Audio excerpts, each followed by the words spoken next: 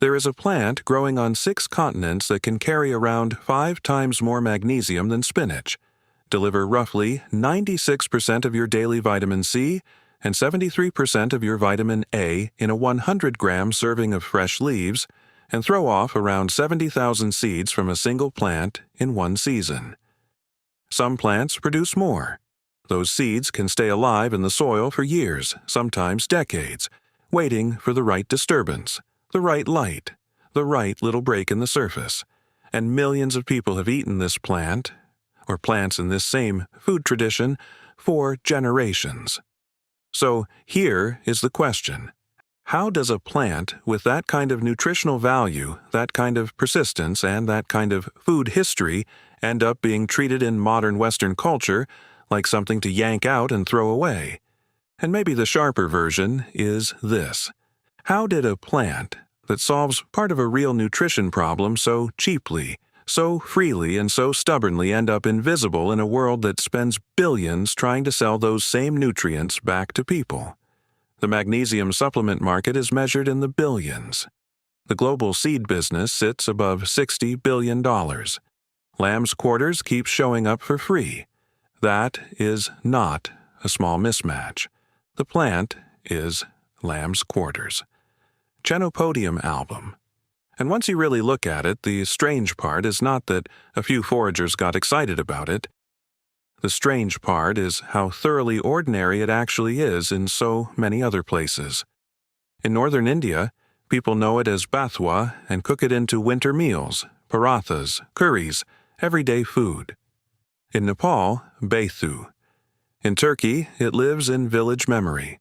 In Mexico, it belongs to the world of quelites, the edible greens people have known how to cook long before modern wellness marketing learned how to sell kale in a prettier font. In Older English, it picked up names like fat hen. Botanists filed it away as Chenopodium album. Farmers learned to hate it under another name entirely, weed. That split matters.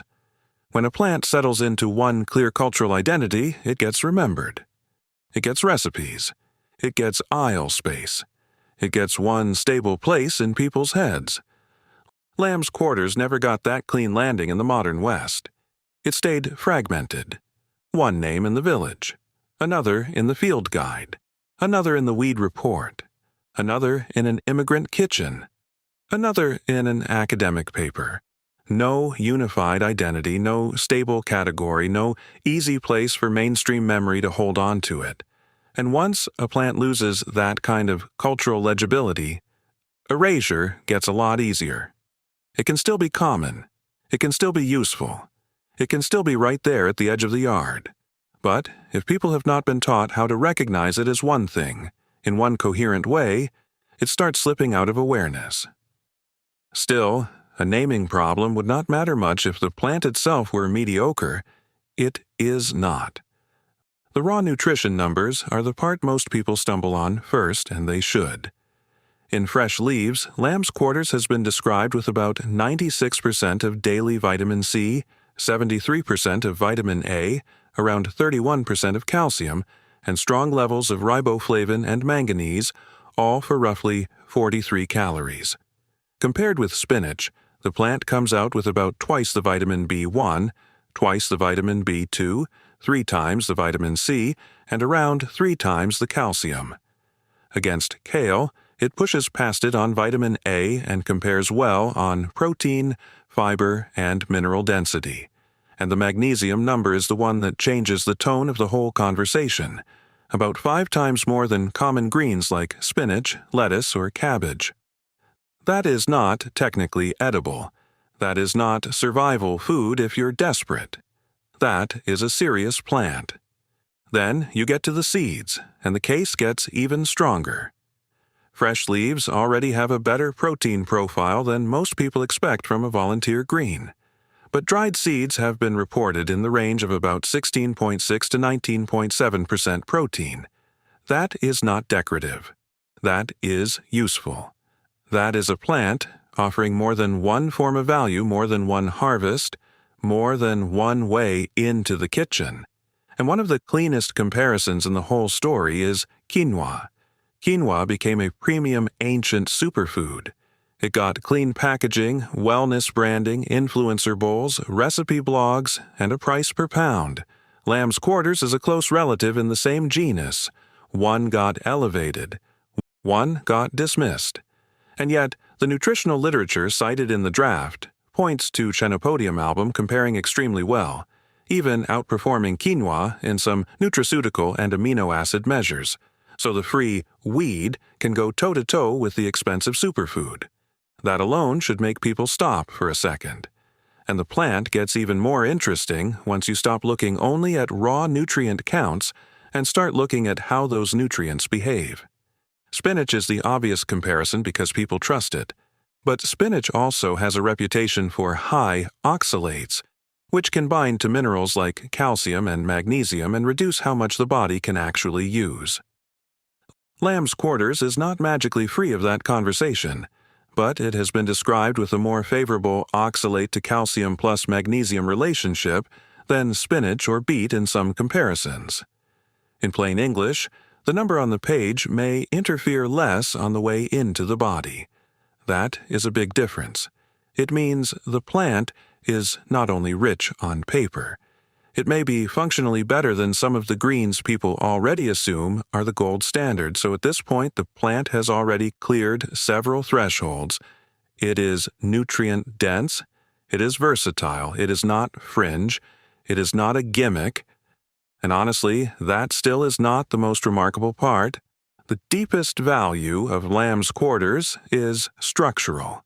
This plant behaves like a system. Most garden crops ask a lot from you. You pick the variety, buy the seed, start the tray, baby the seedlings, water, fertilize, shade, protect, replant, worry, and then do the whole thing again next season. Even when the harvest is worth it, the relationship is still built on repeated intervention and repeated purchases. Lamb's quarters plays a different game. One plant can produce roughly 72,000 seeds. Some produce over 100,000. Under strong conditions, some reports push the count far higher. A single patch can turn into a real seed bank. Then those seeds do what seed catalogs cannot promise you. They wait. Studies cited in the draft put seed longevity anywhere from about 12 years to 78 years, with documented germination even after 20 years underground and viable seed still turning up after 40. So when people say the plant comes back, that phrase is almost too polite. It does not just come back. It establishes memory in the soil. That changes the economics immediately. A plant like this does not ask you to begin from zero every spring. It does not need a carefully maintained pipeline of repurchasing to stay in the landscape. It does not collapse the moment you stop managing it like a fragile project. It persists. It volunteers. It waits for you to stop fighting it. And it does all that while tolerating conditions that make softer crops complain. Poor soil, heavy soil, sandy soil, disturbed soil, drought pressure, salinity, heat, construction edges, rough corners of a yard where the ground is compacted and ugly, and nobody is trying to make a lifestyle real about what grows there. Lamb's quarters sees opportunity in places. Polished gardening culture often writes off. You know that corner, by the way? The one beside the compost edge? The patch behind the raised bed where the hose doesn't quite reach? The strip by the fence where the soil looks tired and the glamorous crops lose interest? Lamb's quarters is often there already, doing its own quiet math. That is why the plant deserves more than a nutrition label. It deserves to be understood as a low-input food system, not in some fantasy prepper sense, in a very plain, almost boringly practical sense. Let it exist. Harvest the young growth.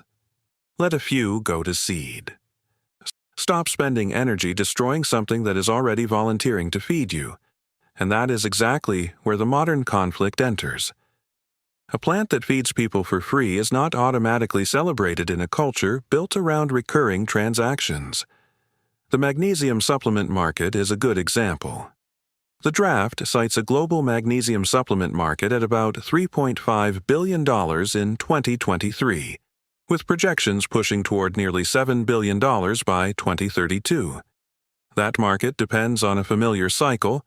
People run low, symptoms pile up, bottles get bought, the bottles empty, more bottles get bought. Oxide, citrate, glycinate, on and on. A free plant with a strong magnesium profile does not slot neatly into that bottle cycle, especially not if it keeps returning on its own. And the seed side is no different. The global seed business above $60 billion runs on repetition, control, and reselling. Annual crops, hybrid lines, patented lines, recurring input logic. A plant that reseeds itself aggressively, naturalizes, and keeps showing up without asking for a fresh annual transaction is not a dream customer. It is a broken business model. That does not mean somebody sat in a room and said, "Let's erase Lamb's quarters." It means attention follows what can be packaged. Research follows what can be funded. Marketing follows what can be owned, repeated, and sold cleanly. And Lamb's quarters is awkward inside all of those systems. Then add one more layer: row crop agriculture. If your world is corn rows, soybean rows, predictable yield, uniform fields, and a hard line between crop and non-crop, Lamb's quarters is not being evaluated as food. It is being evaluated as interference. The draft includes figures like 13% yield loss in corn and 25% in soybeans under certain competitive conditions. So, of course, weed science learned to hate it. Herbicide language grew around it. From the perspective of monoculture, this plant is not nutrition, it is disruption. And once a plant gets frozen inside that category, the rest of the story writes itself. Children are taught to pull it. Gardeners learn to see it as mess. Stores do not need to sell it because the thing grows by itself. Supplement aisles do not have much incentive to point people toward a volunteer green, so the plant that solved the problem too cheaply drifted into the background. There is actually a very good parallel in the draft. White clover. For years, clover belonged in lawns because it fixed nitrogen naturally. Then herbicide companies needed a broader market. Clover became a target. What used to count as beneficial got reclassified as something to kill. That is a useful reminder. Categories move when markets move. And there is another loop here that matters more than people think. Soil depletion. A lot of modern food is abundant in volume and thinner in depth. The draft leans on the idea that industrial farming stripped trace minerals out of the ground and failed to replace them well. So people end up eating food that looks normal, even healthy, while the mineral density underneath keeps slipping. Bodies run low. Magnesium deficiency becomes common. Then the answer gets sold back in bottles instead of rebuilt through soil and food relationships. Lamb's quarter sits right in the middle of that contradiction. It grows in rougher places. It reaches where shallower-rooted crops may not. It concentrates value from ground other plants struggle to use. And then it gets called a weed. That is not just ironic. That is almost absurd. And once you pull back far enough, history starts making the blind spot even harder to defend. One of the strongest supports in the draft is the bog body material. Toland Man, preserved for more than 2,400 years, still carrying the evidence of what he ate. Researchers studying the stomach contents found a mix of grains and wild plants, with this food world showing up clearly in the meal. Another bog body nearby pointed in a similar direction. That matters because it forces a simple correction. Plants like this were not random roadside desperation. They belonged to real human food systems. People knew what they were doing with them. Then the pattern shows up again in another place entirely. In eastern North America, long before maize took over, indigenous agricultural systems were already building around seed-bearing plants from this goosefoot family. The Eastern Agricultural Complex exists for a reason. Russell Cave and other archaeological sites preserve that memory. So again, you have different people, in different landscapes, under different pressures, arriving at the same conclusion. This plant family was worth cultivating, storing, and eating, And the story does not stop in archaeology.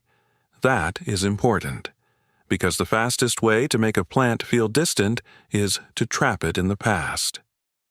Lamb's quarters never stayed trapped there. People kept eating it. South Asian kitchens never forgot Bathua. Mexican cooking traditions never stopped knowing the larger world of edible greens that modern Western food culture tends to overlook. Older generations in parts of Europe still recognize it too. The knowledge did not disappear everywhere. It got cut off from one particular mainstream. That is a very different kind of forgetting. You can even see that split in the present.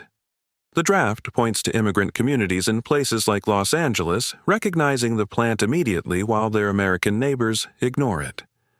Urban foragers in New York now teach it. Community gardens in Detroit harvest it. So the plant did not vanish. Recognition just became uneven. Some people still know exactly what they are looking at. Others walk past it for years. And that brings the whole thing back where it belongs: the yard, the hand, the kitchen. If lamb's quarters is growing where you are, the young plant usually gives itself away with a pale, dusty, almost flowery coating on the newest leaves. Not mold, not damage. Just that mealy look that makes the leaf surface seem almost unwettable at first. The leaves are usually triangular or diamond-shaped with irregular teeth. Later, the plant throws up dense clusters of tiny green flowers. Once you have seen it a few times, it stops hiding from you. You start spotting it at the edge of beds, beside paths, around compost, near disturbance, in the overlooked spaces where the polished garden story thins out a little. And there is something slightly humbling about that moment. You realize how many times you probably pulled it without asking what it was. For eating, the young stage is usually the sweet spot. Around 6 to 8 inches tall, the top growth is tender, mild, easy to work with. Keep pinching the top growth and the plant keeps giving you more soft new leaves. That repeat harvest rhythm matters. It means you are not waiting for one big dramatic payoff. You are working with a plant that responds. In the kitchen, the easiest rule is the best one. Treat it like a normal green.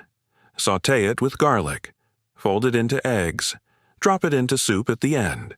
Cook it down the way you would spinach. Work it into flatbreads, savory fillings, beans, brothy dishes.